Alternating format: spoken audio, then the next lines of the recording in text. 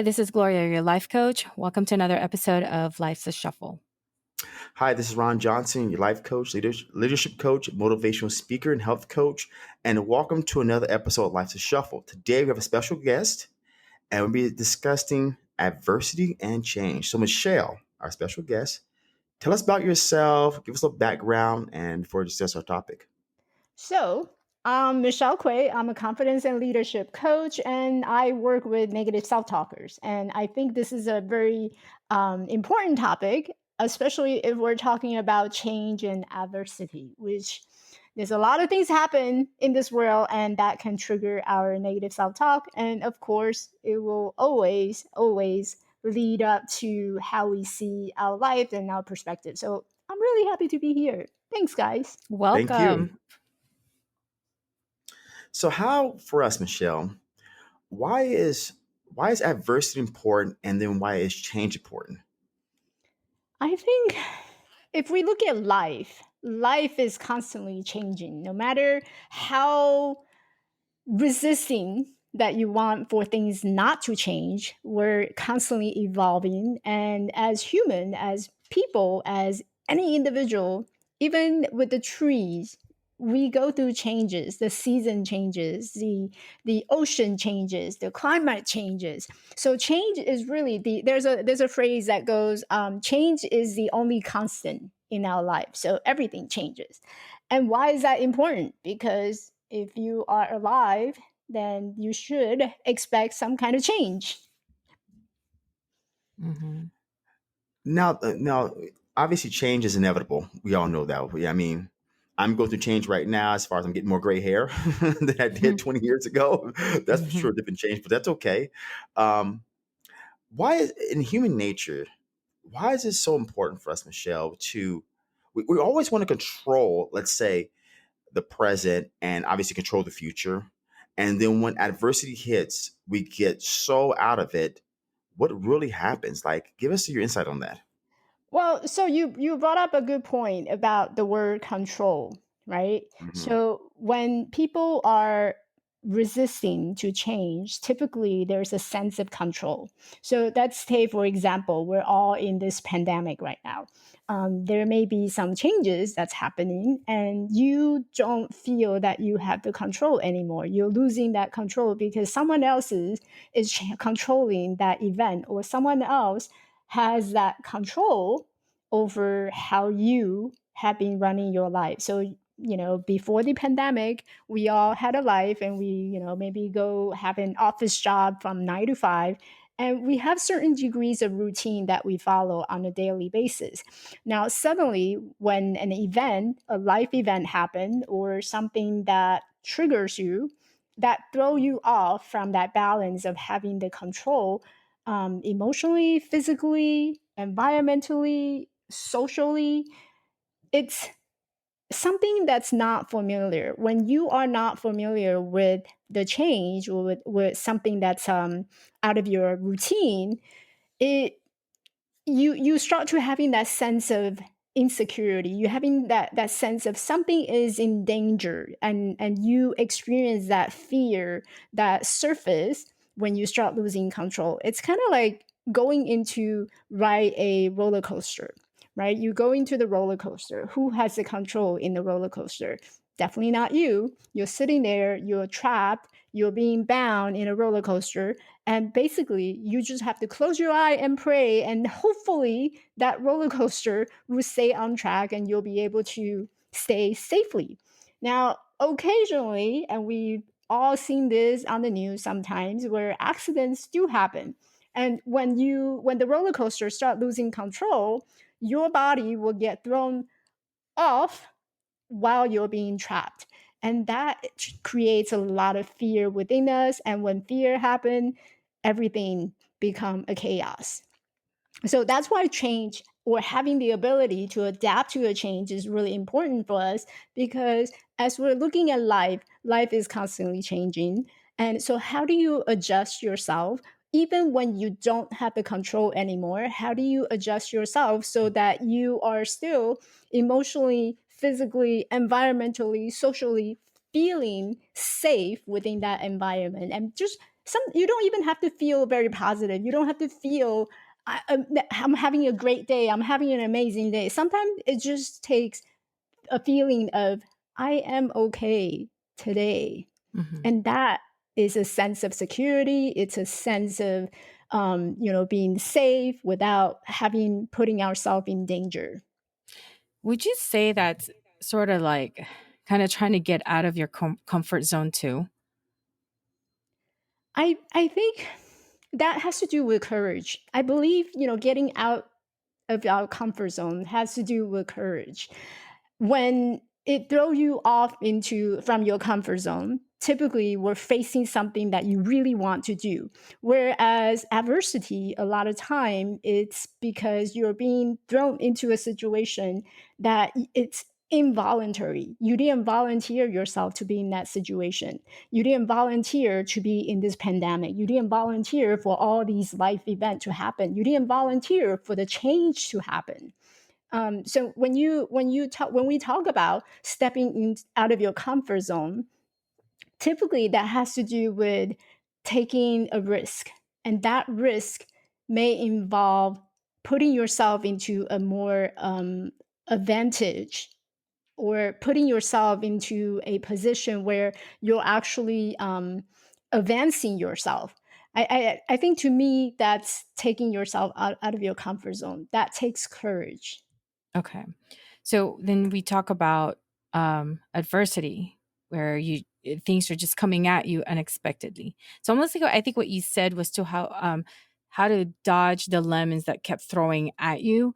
So how do you deal with adversity? So you take them as they come. There's no Okay. when people right That's when true. life yeah You when almost have life no throw you choice. lemons when Hmm. life throw you lemons, you have Make what you lemonade. do with them. You can yeah, you make Make lemonade. lemonade. Hmm. Uh-huh. Or, I usually like to say it is, when life throw you lemons, you ask for vodka. You want to take it Ooh. up. Vodka tonic. You ask for vodka. You want to take it up a notch, right? Yeah, yeah. That would be And lemon that's drop. oh yeah, lemon drops. You wanted to take it up to the next notch, and so here's the differences, right? So if we keep getting thrown with lemon in our life, we can do it with two way. We can make lemonade. To me, making lemonade, it's kind of like you don't have much choice, and so that's just get through this, and that's cope through this and hope for the best, right? Just like closing our eyes as we got onto the roller coaster and just pray for the best. Whereas if you ask for the vodka, if you ask for something else, not only do you use that element, do you use that lemon that's throwing at you as it is, you also ask for something else, and you're seeing the opportunity behind having the lemon. What can I do with the lemon that was thrown at me, and how can I make the best out of it rather than just coping with it? And I never like to use the word coping because I don't feel that during the adversity, your goal should never be coping. Your goal should always be what can I learn from this experience, and how can I make it even better? Mhm. Okay. Hmm. You know what? When you talk about adversity, it what dawned on me and it hit the kind of nail right on the head is I remember I'll never forget this guy and this experience. I'll tell today I die. I remember 2017 had to be the end of January, and I was at a pivotal point in my life and my business. I was working full time at Fry's Electronics, a typical 9 to 5, and in the morning and evening, I was working as a personal trainer. Right, the objective was I said I wanted to quit Fry's, and obviously you got to start somewhere. Okay, so I was working 9 to 5 Fry's, and the weekends also working my personal training business. So I remember several times I was losing clients because they're like, "Hey, Ron, I want to train at 9 a.m. Oh, I can't." Or Ron, I want to train at 1 p.m. Oh, I can't. I'm working, right. And I got so frustrated because it's like I want to go. I need to do something, and I will never forget this feeling. It's like a thump. And I kind of said to myself before this happened, it was 2017 January. I said, you know what? Retail Black Friday, especially at Fry's Electronic, is a total nightmare. Like retail Black Friday, especially with doing fries, was just chaotic, unorganized, don't know what to do, no strategy. It's always retroactive. So I said, no, January 2017, I'm going to quit in October because I didn't want to do no Black Friday. Black Friday means Thanksgiving, day after the Christmas sale. So I day after Thanksgiving sale. As the time went past, right, by days, next thing I said, you know what? I don't think I can make it to October 2017. That beat and that thump started getting louder and louder. Okay, what about June 2017? I said, no, I can't do that. It started getting louder again. And I never forget this individual. I said, this guy met me at the gym on Friday, and he said, hey, you trainer? I said, I'm training here. He says, okay. Can we meet Monday, 8 o'clock in the morning? I said, sure, I'll be here. So I said to myself that weekend, this guy signs up and pays. I'm quitting. Lo and behold, universe worked out for me. Didn't understand the terminology then, but I know it now. He came already check in the hand. Okay. All he needs is a pen to sign it. We talked a little bit, and his name was Stan Lau. And he said, and I asked him a question because he's an entrepreneur. I said, hey, Stan, I'm kind of curious. I'm a young guy. And he had to be 70. He reminds me of my dad. He looked just like my dad, same exact birthday as my dad. He's just 2 years older than my dad. So I said, Stan, so how'd you get started? I'm working a full-time job. I'm trying to do personal training. So how'd you do it? He says, bro, without taking risk, you never know success. Right then and there, I was so messed up. I can barely leave the gym. I sat in my car for 30 minutes. And then my ex-girlfriend at the time, I texted, hey, look, send me my resignation letter. We already had it typed out. I just got to hit send. So she sent it to me, went to my full-time job, printed it out, talked to my manager. He's like, oh my goodness, what's going on? My director was gone. And I will never forget because that thump as far as quitting, the adversity I was facing was I was scared. I was so petrified of the unknown. Is if I quit, how am I pay my rent? How am I pay what is it? Car insurance, how am I pay my health bill, whatever natural bills come up, cell phone bills, whatever, how you take care of that. And when he said without taking risks, no success, I thus put my notice in, 3-week notice, and I quit. And I remember my director came back from vacation and I told him what I was doing. He says, you know what? What about your 401k plan? What about your benefits?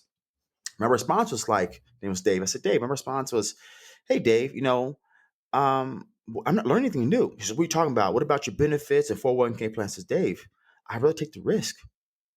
I'm not growing here. I'm not learning. I'm not making any more money. Here he goes with, now when we face adversity and here comes a change, he tried talking me out of it. He says, this is like a father talking to a son. If my son was getting ready to quit, I'll tell him, don't quit. So it seems when you get ready to make a change, there's some kind of aura, some kind of whatever tries to stop you, tries to talk you out of it. He tried talking me out of quitting. And it's been 3.5 years. So August 17th of this year will be 3.5 years since I quit. And since then, I evolved so much for myself by taking that risk. So how you bring up adversity, it's really wonderful. When you face that adversity, it's really there to push you to the next level. Mhm. Hmm. That's true. But it's sometimes also when you are faced with it at the moment, what do you do? How do you deal with it? For me, sometimes I just laugh about it. I laugh about it at the moment. I find my own sense of humor. I think that's a great strategy. I also feel that there are actually three main things that you're gonna need during when facing adversity or any change. And I call this my ABC. So your A would be authenticity, B would be bravery, and C would be connection. So, what is A? So, I'm gonna go back to Ron's experience. When you were thinking about quitting, the authenticity comes in because you start to recognize there's something is off. Something about this job is not inspiring me. It's not fulfilling me. I don't find my purpose here. So, I would like to find out more about what is it that I like or dislike about this job. So you began to discover and talking to people like how do you guys do it and what is it that I have to do? And that is recognizing what is meaningful to you and that you are actually able to honor yourself for doing it. And so eventually, you went to that stage of where I call B the bravery. And I always believe that bravery is a choice. It's a choice that you make and that you decide this is not sitting with me well, and I don't like this job and I am going to find something else that I enjoy and that I can feel fulfilled and purposeful. So bravery is a choice that you make even though you are afraid of the change that's coming ahead of you, but you decided to choose brave anyway. Now, the last one is connection. Who do you have to connect with? And this is a question I get asked a lot. Like, what do you mean connection? Who do I need to connect to? Well, number one, you do have to connect with yourself, really truly understanding who you are and what is it that you want.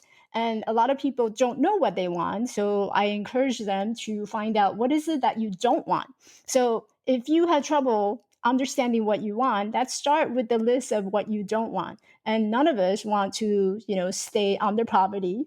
All of us want to have more money, financial security. All of us want to have a roof over our head. All of us want to have some kind of sense of security and control in our life. So understanding what is it that you want and what is it that you don't want is a great start in connecting with yourself and getting to know more about who you are. And you also need to find connection around the people around you. So Ron, you gave a perfect example of how you reach out to Sam, was his name, and you were asking him. And so I think it's really important to have mentorship in our life, whether it's a coach, whether it's a friend, whether it's someone who's older, who have more experience. It's really important to find those mentorship, and those are the fellowship in our life. And I always think back, as when I talk about connection, think back with the Lord of the Ring. So the first episode or first sequel of Lord of the Ring is the Fellowship of the Ring, and that during that Fellowship of the Ring, Frodo was the one who set himself out and start looking for all these people who can help him in certain way. He couldn't have done it by himself, but yet he was looking for fellowship of the ring. And that's where your connection is. So any change, always know that there's help out there. So those are the ABC. So A is authenticity, B would be bravery, and C would be connection. And a lot of time you need all three elements to go through and have that experience, that change, and experience that adversity, because without them, you'll be lost. Yeah, that's my input. That actually is, I never thought about that way. ABC, ABC, I always think of it always be closing in sales. Okay, so when I thought about this and how you brought, I love Lord of the Rings, so that's kind of one of my favorite movies in all three of the movies. But I never thought of how you can apply visual, like fellowship, bring everybody together to achieve something, right? So the achievement was the goal to destroy the ring in Lord of the Rings. So they had to bring certain people together. They had to bring, let's say, Gandalf. They had to bring the Wild Rider. I forgot his name. The guy to protect the ring, right? And all these elements to make something happen. Because if you don't have all those elements, nothing will go anywhere, because every element adds it's like a Tetris, right? You got to add certain blocks and certain images to make it kind of fizzle out, right? Make it work. So that's interesting, fellowship. So we talk about fellowship. Let's talk about that for a second. Because now I'm like thinking, what can be considered fellowship? Is it a mentor, a friend, a book, audible? How's the best way? Because when people seek help, they don't know where to turn. And most time, nowadays with the Googles, with the Safaris, with books, audibles, I mean, what's a good source to get the fellowship from if you need it? So the source can vary from one individual to another, right? So if you find yourself reading a lot of self-help book and that seems to be helping you, then that may be the main source that you go to, books. But for some people, they'll notice that they keep going circling in a pattern. So I call them the self-help book junkies, because you see them having pattern of signing up program after program or books after books. And if you look at all the self-help book out there, they're all talking about the same principle, right? Changing your mind, changing your emotion, therefore you change your habit. We all know that. We all can pull up all these resources, Tony Robbins, Joe the Pizza, everyone is talking about how you change the mind, you change the thought, and you change the behavior. Now, for other individual, that may help. That, going to a bookstores, watching more YouTube, and listening to podcasts, it may help.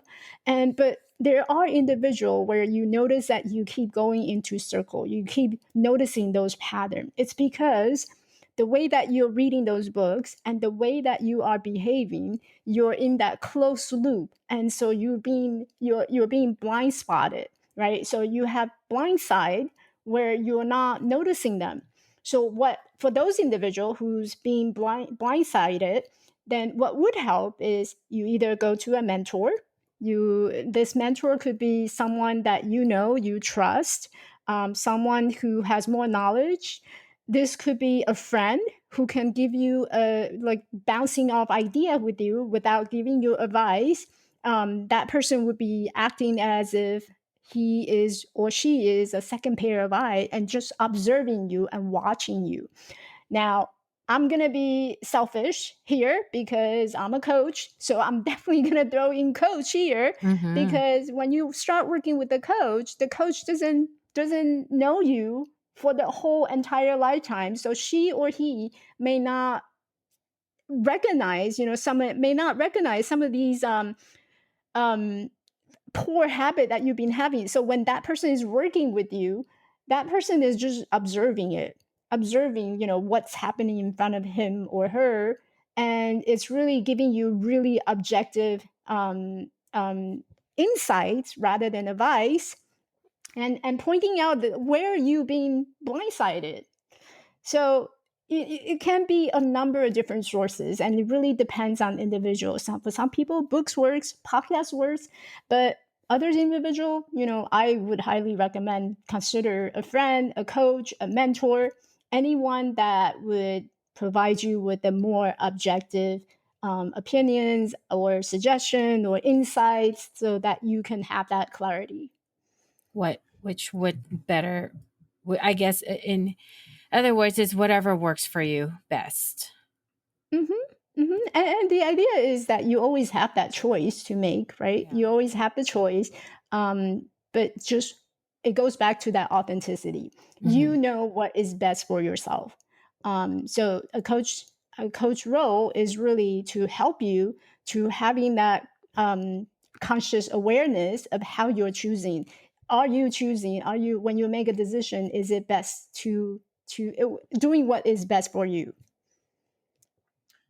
That's certainly true. I remember I'm thinking about my evolution to how it went for me and how I found IPEC, the coaching school, and how I became my coach I myself. like that, your evolution.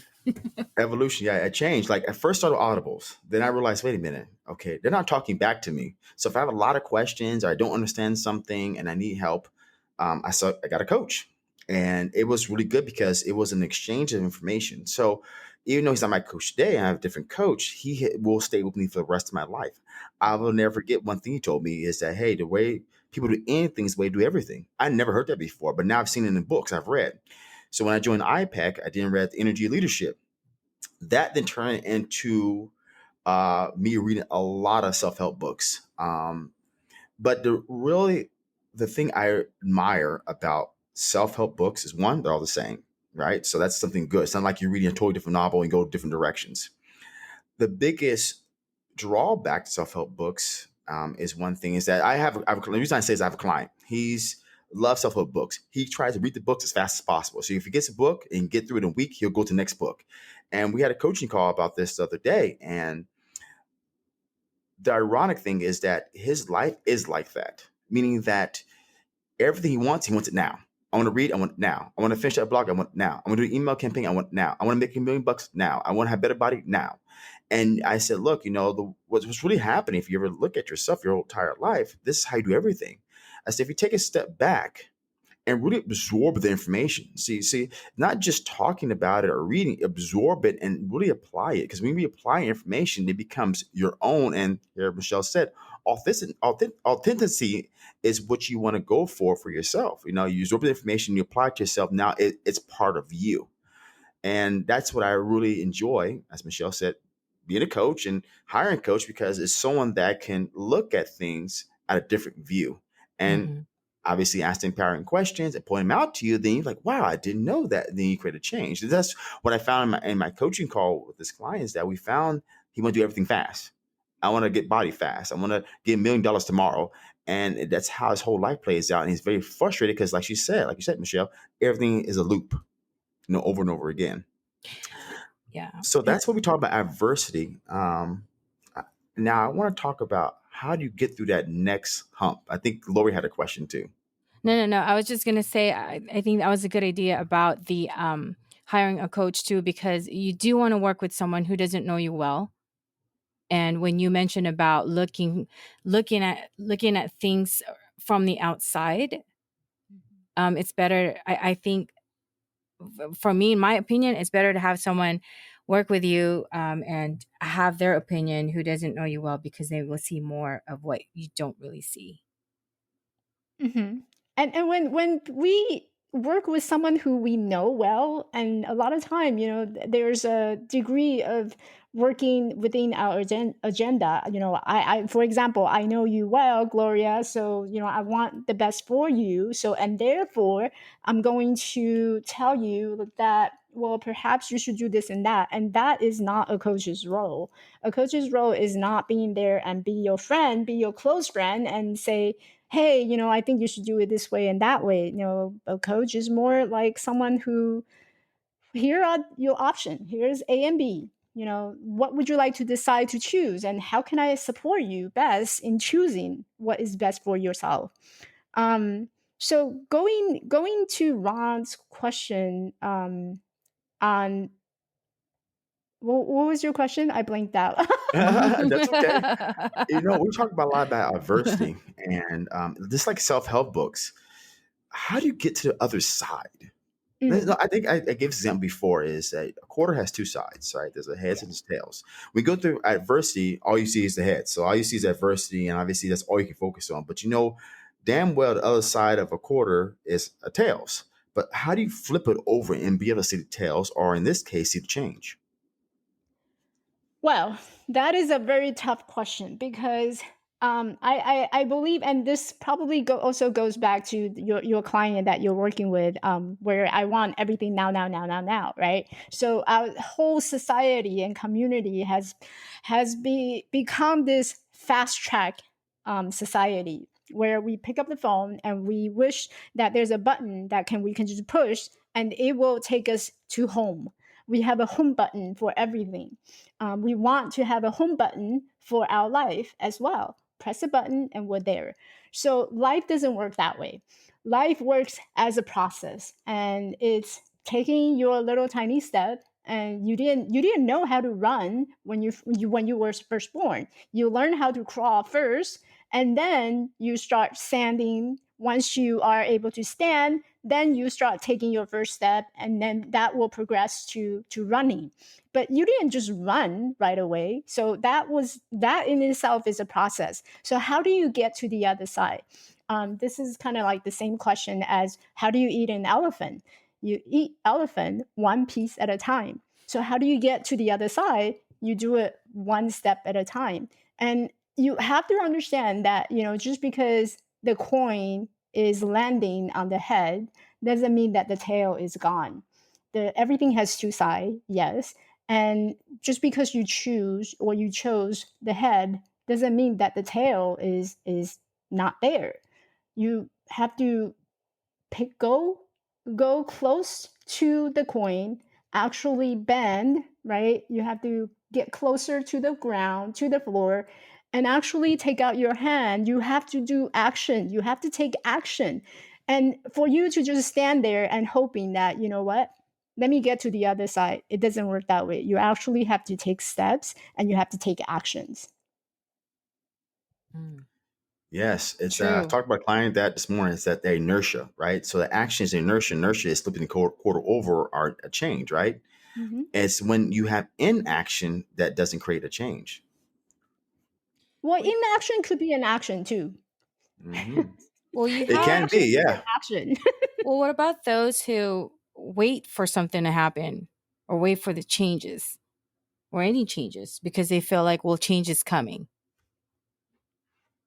and so that in itself is an action too, because we're not doing anything. And so this is what I believe: every journey has its own pace, has its own values, has its own meaning, even when you are doing nothing.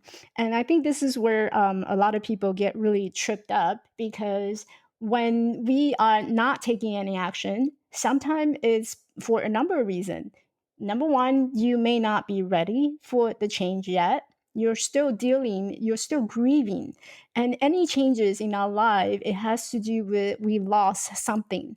And you have to give yourself the permission to stay put, stay where you are, and actually recover from that grieving process before you are actually ready to take action. If you haven't already gone through that grieving experience and you haven't given yourself permission to grieve, we start going into that mind game of, well, I know I should be positive, I should be more motivated. That negative self-talk will start kicking in, and you are actually doing a lot of blaming on yourself if Mm, you don't allow yourself to have that moment of grieving and not being able to take any action. Not taking any action is actually an action, but how long do you stay in this inaction? That would be something worth looking at. If you've been spending a lot of time in that inaction mode, then that could be a sign that, hey, maybe reaching out to a friend, talking to a coach, asking for advice, that would be a great way to start getting ourselves up and picking ourselves up to actually leading to the next step. So inaction is an action.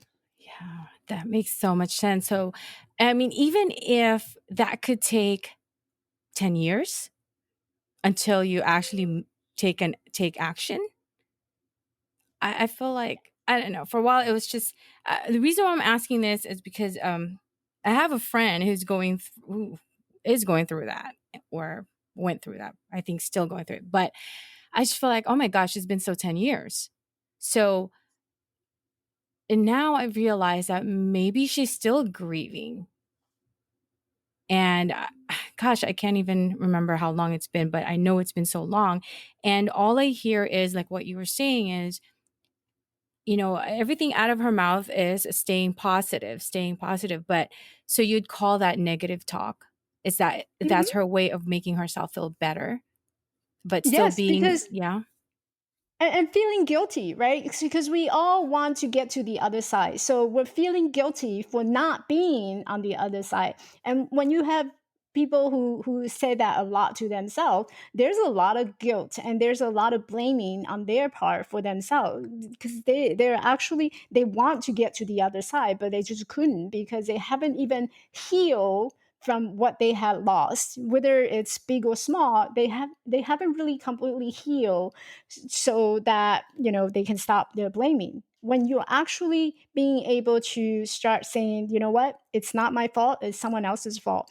And I think we're, as energy leadership coach, we all understand that level one, level two, where you are the victim, and then level two, you become the blaming and finger pointing, Hmm. until you are actually able to start blaming the change around you and being angry with the situation, and even being angry with yourself for being angry. Then you won't be able to see that you are still in that grieving moment, and you have to heal from that moment. Hmm. And your next step would be, after being anger, is to actually forgive yourself for having them. Yeah. And just finding that happiness and happiness for yourself, because I think she was on level one, level two for the longest time. And to these days, it's always, it's my fault. I put myself in this situation. Um, but I'm thinking positive. I will get out of this situation. Something good will happen. But you can't. For me, for a while, was the advice I was giving her is, before even I learned a lot of things, all my training from IPEC was, what are you going to do? You can't just sit around and wait. You got to do something about it. You have to take action. And for the longest time before all this, my advice was, you need to get out of there. Just get out of there. But what was keeping her there, I have no idea what it was. I just didn't see any reason why she would even still be in that situation. But so what you're saying actually made so much more sense now, is that she wasn't really at the healing point yet. She might have still be grieving all this time, Mhm. and still And at level 1 and 2 where she's blaming herself and the guilt. yeah. And it would be just out of curiosity, maybe ask, what is it that she's not accepting? Because your next level, your next step would be, what is it that you are not accepting, right? So we all go through that change, that phase of change and loss.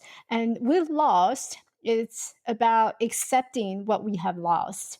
It's not something that we can control. It's actually acknowledging and that the fact that we have lost something. So what is it that we cannot accept, and that may keep us lingering around that victim and anger mode, and we keep fluctuating around that. So acceptance is a great piece to actually explore and to really tap into and ask, just be curious about what is it that you are not accepting.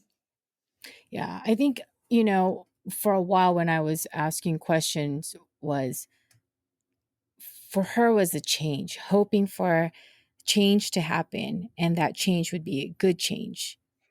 But I mean, in my mind, it's like, oh my, it's been 10 years. What change are you hoping for and waiting for? Um, and um, I think to a point where she realizes she's just not happy, that her happiness is more important for her. But just taking that action and just getting out of the situation was hard, because I think she was still trying. Yeah. Yeah. there's um there's a really powerful so recently I got certified as a Ho'oponopono meditation practitioner. And so basically it's a very ancient Hawaiian meditation practice, and what it involves with is forgiveness. And forgiveness has a lot to do with forgiveness to ourselves, Mhm. for feeling this way, for blaming ourselves, for not moving forward, for blaming ourselves, not being positive. And it basically involved four phrases.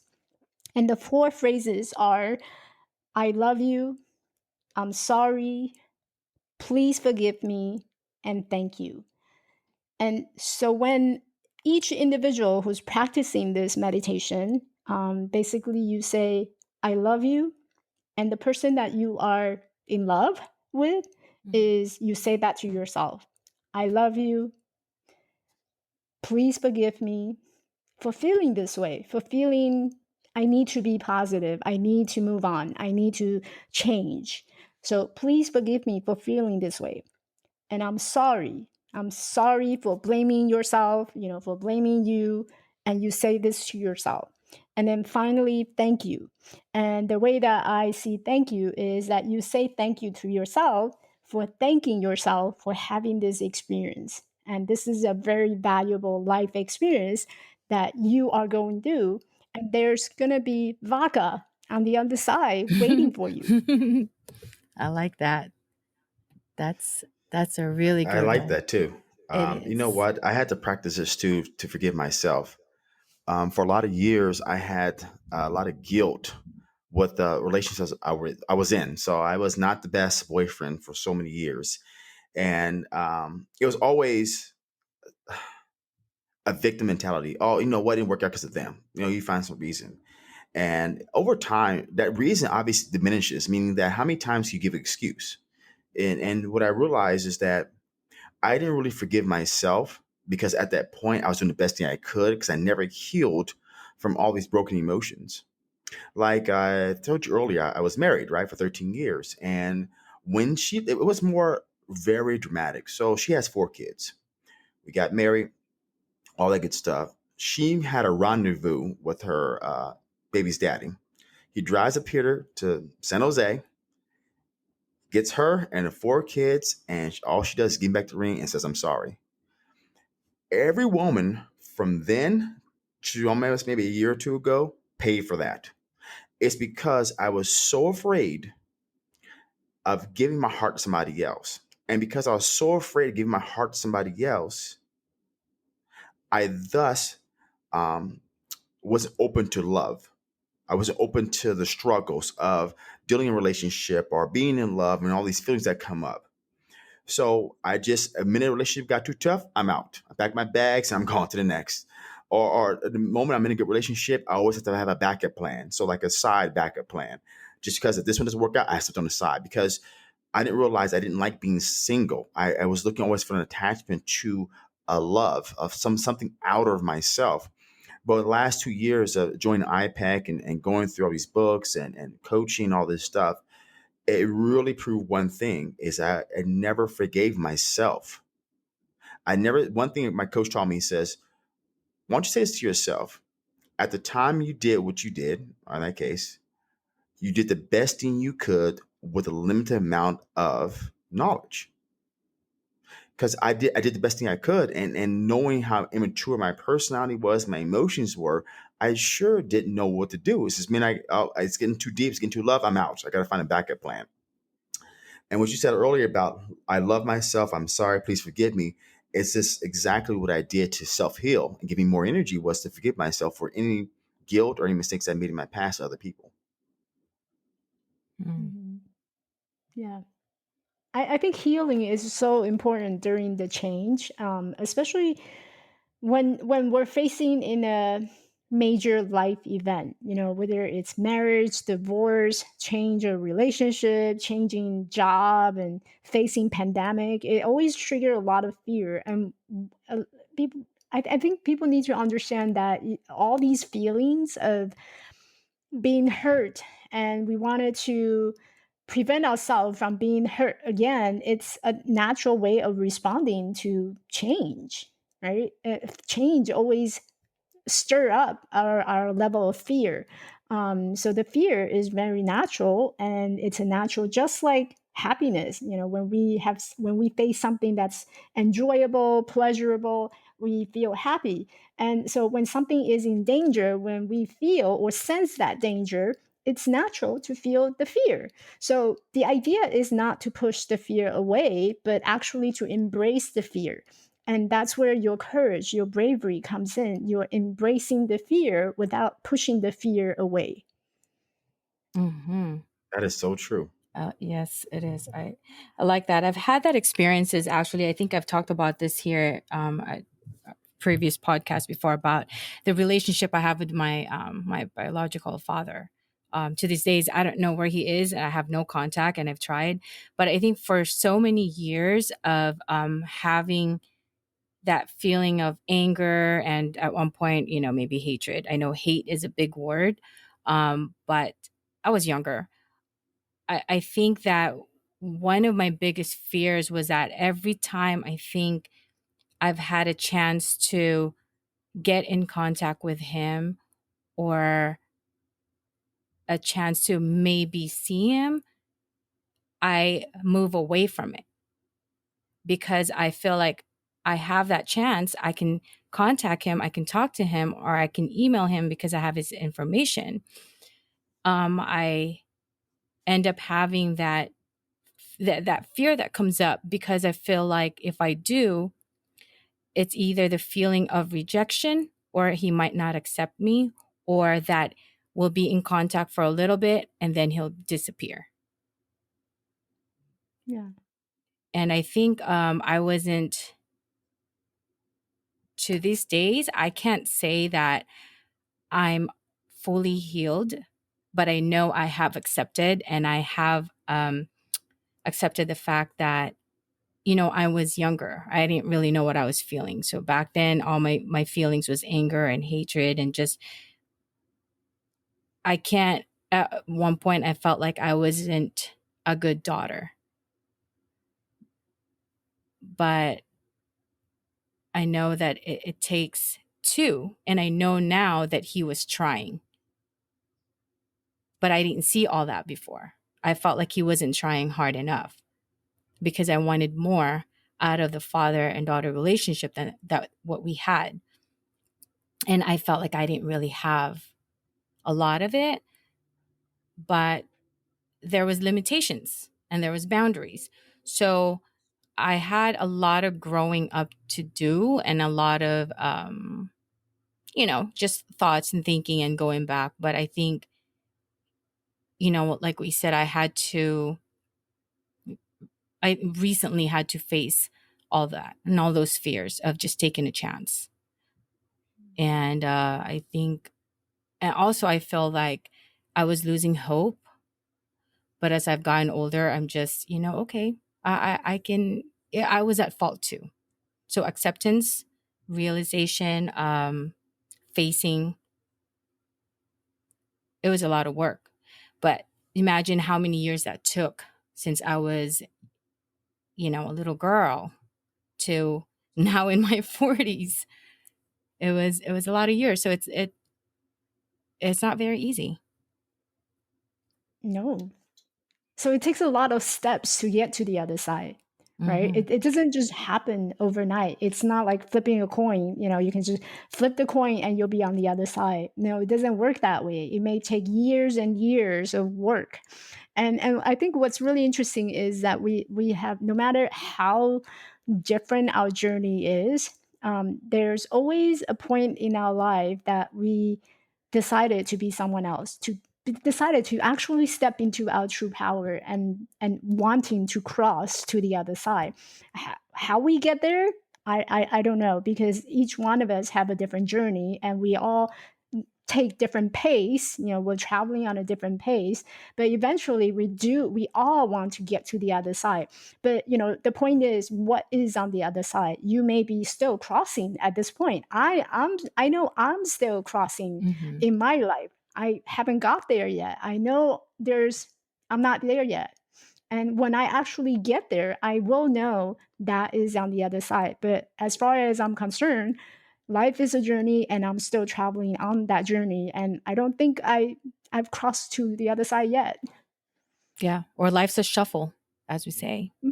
in this Yeah. podcast. Yeah, perfect. Perfect It name for the really is. podcast. Life is a shuffle. Yeah, it does take, like we said, it does take a lot of steps. And I think depending on the situation, and it'll only come from that person or from you to take the first step, and how you really, and how bad do you really want to get on the other side. It all comes down to you. Yeah. It sure does.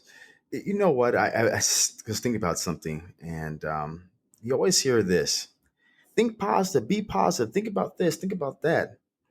And it really proves to be true is that thinking is not just from A to B. It's not that simple, or A to Z. It's really the A, B, C, D, F, G in between. Like when you face adversity, you face change, we're unveiling a new thing, which I didn't see at first, was to get from adversity to change. There's probably several steps in between.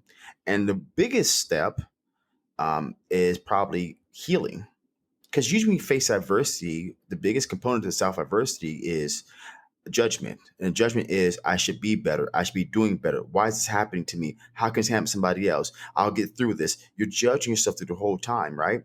Instead of taking another level, which is after adversity, you face, curiosity, or creating gratitude, or creating different thoughts, which help manifest the change. And obviously, you're creating different thoughts, manifest a change, which manifests healing, which manifests the outer side. But then when you reach that outer side, which is the change, whatever that is for each individual person, you have to change again, because another adversity will come up, and another change will require that, because every new level, every change, you face a new level in your life. When you're going through something totally brand new, in personal training world, is that, as client asked me the other day, he's like, Ron, so compared to other people, I must suck. I said, whoa, buddy, here, hold on. Let me first tell you this. I don't compare anybody to anybody else. And the reason why I don't do that is because you're your individual. If you made one conscious step, which is to show up here and try, you already won to yourself. For me to compare you to somebody else will only create more suffering, because all you'll be thinking about the whole time, I need to be better than somebody else.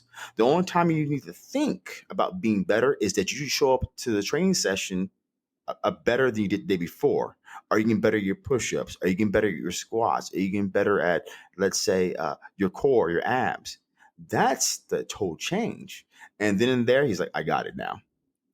Mm, Because I can't do that. I just don't compare to anybody else. But healing is really the gratitude, mhm. because when you celebrate that gratitude and creating those thoughts that you want, instead of just think positive. If someone dies, how do you think positive? You just don't. You just Yeah. don't. I mean, when my dad passed away 5 years ago, last month, well, actually this month on July 1st, I don't think positive when they die. And that day I got the phone call, he passed away. I'm not think positive. Over time of him passing away, I was able to step through and obviously create a change and thankful for what he's given me. So many people may say, well, he's not here anymore, and don't you miss him? I say, you gotta understand, he's with me every day. So everything he's taught me has manifested Ron who he is today. We have the same first and last names. I'm a junior. So it not only is manifested in a name, but it manifests also in who I am today. I will never forget this to the day I die. He says, son, let me tell you something. In life, things are always small. And we really think about it, in life, things are really small. It's all of us creating these thoughts and emotions and all this stuff along with that creates something that was small to something huge. So it's kind of like what you hold in mind. So what we fear, we hold in mind, and what we hold in mind tends to manifest. So basically, the very things that we begin to fear about are the things that we begin to manifest. Yes. They talk about this in the book, The Secrets, right? So the secrets really clearly said there's three things that you can manifest into your reality, and those three steps are, you ask for what you want, you have to believe what you want, and then lastly you receive what you want, and that's how you manifest in your reality. So I think most people are getting really stuck at believing it. So we're getting stuck in a change, and we're facing some type of either transition in our life, and there's change in our life. We stop believing that we can go through this. We stop believing in ourselves, that we have the ability of pull ourselves up and pull ourselves through this adversity or change.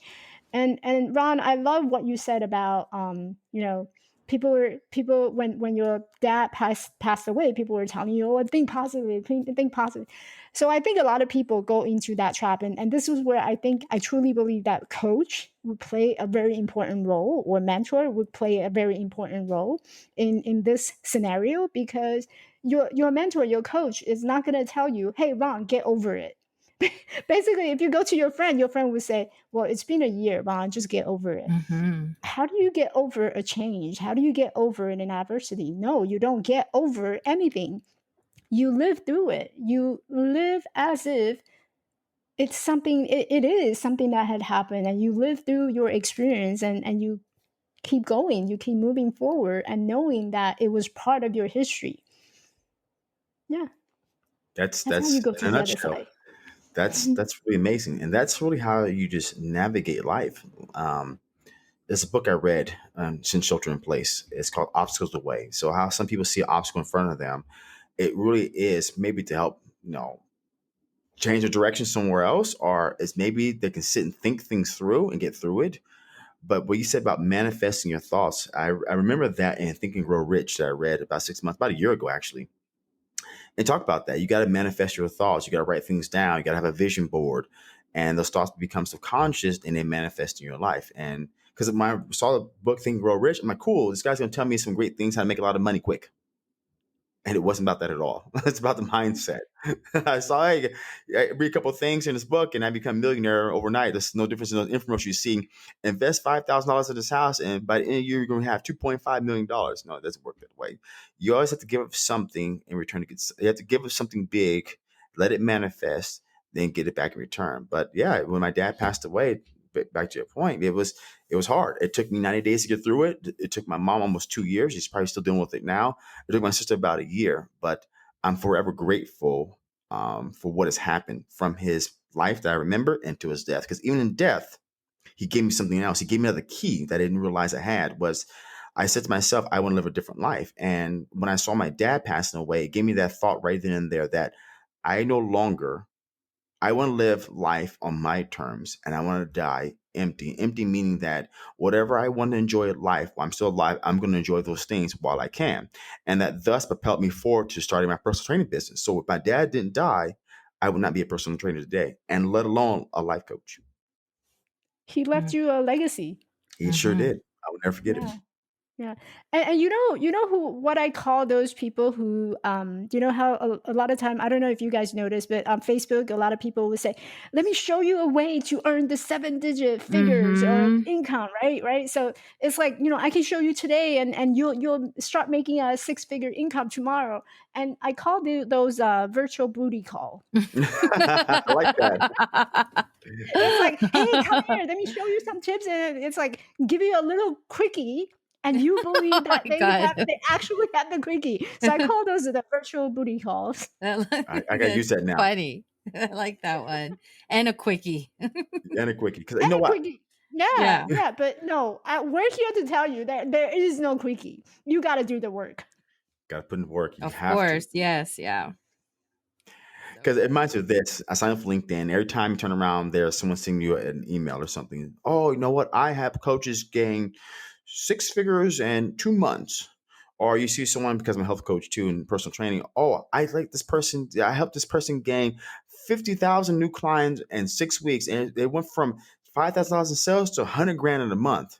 I'm like, man, you guys have not done the work at all. That is not how it works. It's like no difference to a guy that pays $5 for a lotto ticket, wins $90 million, but in 5 years he's broke. The guy that worked hard for 15 years to get the $90 million will actually double his money because he worked hard to get there. He made the sacrifice, put in effort, and he trusts the process. One thing, You Michelle, I want you to do. Oh, great. go ahead. I was gonna say it's one thing I want you to do before we conclude. You have to tell Lisa audience, what is the biggest takeaway out of adversity and change? We said a lot of things, but what is the biggest thing they can take away from this? Well, I think the biggest things that people can take away is really believing it.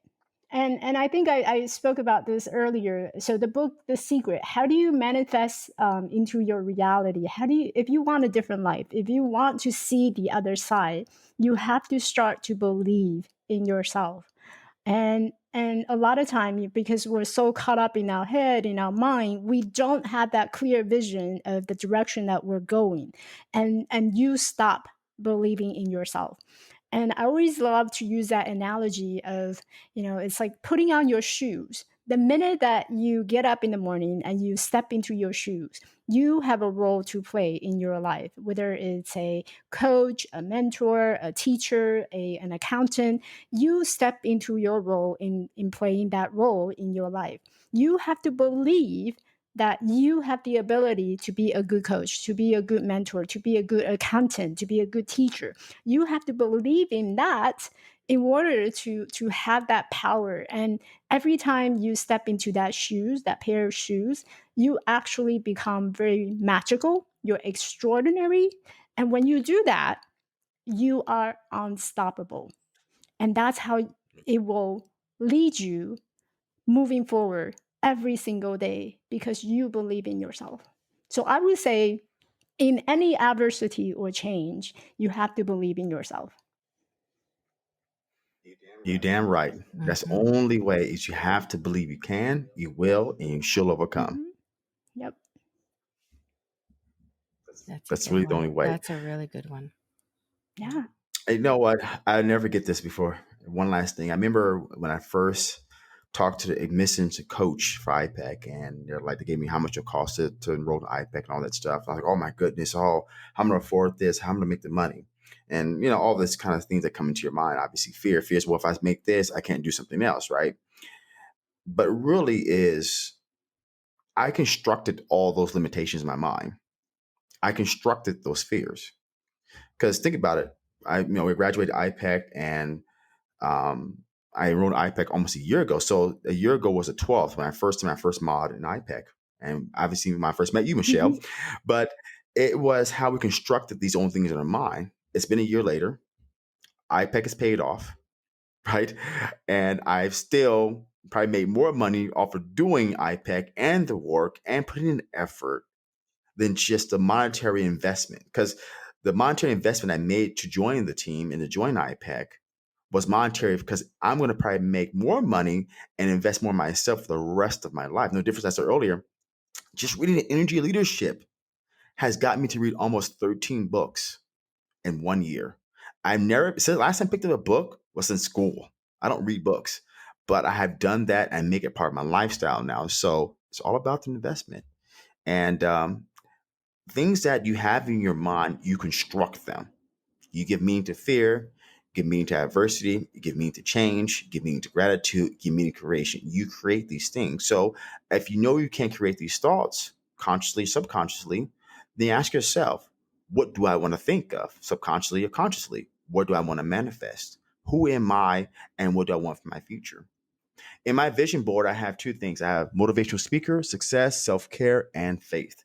And the reason I have those there is I want to make sure I remember those every day because that's part of my authenticity as the ABC goes, right? That's me. That's what I believe in.